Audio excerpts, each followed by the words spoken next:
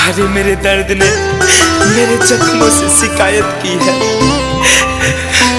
आंसुओं ने मेरे शब्द से बगावत की है। अरे गम मिला है तेरी चाहत के समंदर में। हाँ, मेरा झूठ है, मैंने तुमसे मोहब्बत की है। ये कहानी न सुनला हकीकत बहो, जाने तोहरे हम के जरूरत बहो।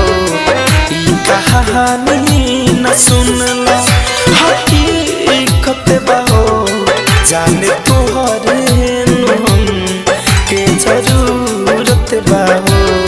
तोहरा प्यार के परिंदा दिल में है उड़त बहो, जाने तोहरे हम के जरूरत बहो।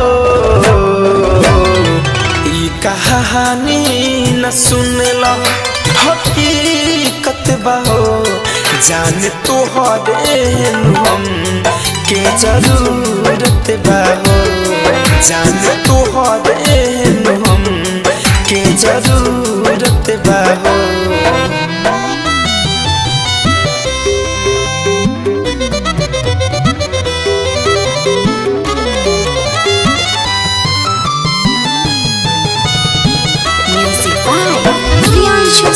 हम दर्द थी तो दर्द क्यों देकर चली मुझे, अरे एहसास इतना सर्द क्यों देकर चली मुझे।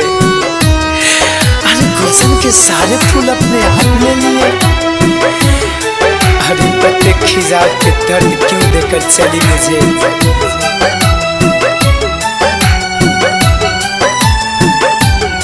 चांद जैसन सूरतिया संवर जाला हो, चांद जैसन सूरतिया संवर जाला हो। तोहे देखिए के मानवा ई भर जाला हो, कौन पहरी के जैसन ई सूरत बा हो, कौन पहरी के जैसन सूरत बा हो। जान तोहरे हम के जरूरत बा हो, जान तोहरे हम के जरूरत बा हो। हर मुलाकात पर वक्त का तकाजा हुआ, हर याद पे दिल का दर्द ताजा हुआ। अरे सुने थे सिर्फ हमने गजलों में जुदाई की बातें, वो खुद पे बीती तो हकीकत का अंदाजा हुआ, हकीकत का अंदाजा हुआ।